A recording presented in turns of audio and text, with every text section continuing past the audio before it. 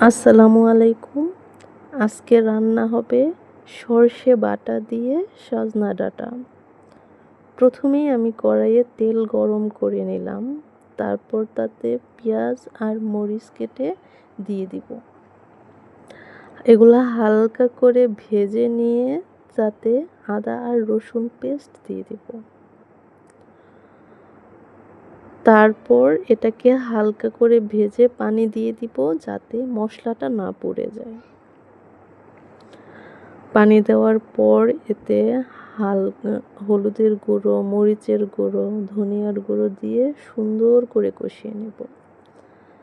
ততক্ষণ পর্যন্ত কষাবো যতক্ষণ পর্যন্ত না তেলটা উপরে উঠে আসছে। তারপর আগে থেকে বেটে রাখা সরিষা দিয়ে দিব। সাথে একটু পানি দিব যাতে সরিষাটা ভালো মতো কষানো যায়। সরিষাটা কষানো হলে তাতে দিয়ে দিব আগে থেকে কেটে ধুয়ে রাখা সজনে ডাঁটা। সেটাকে একটু নেড়ে চেড়ে মশলাটার সাথে মিশিয়ে নিব। তারপর দিয়ে দিব পানি। পানি দেওয়ার পরে তারপর ঢাকনা দিয়ে দিব। সজনে ডাঁটা অনেকভাবেই অনেকে রান্না করে, কেউ ডাল দিয়ে করে, তারপর আলু দিয়েও করে, আবার সরিষা বাটা দিয়েও করে। আপনাদের কার কাছে কিভাবে ভালো লাগে অবশ্যই কমেন্টস করে জানাবেন।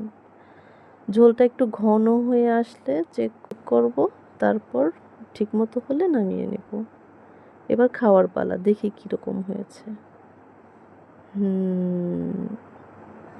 আসলে অনেক মজা হয়েছে।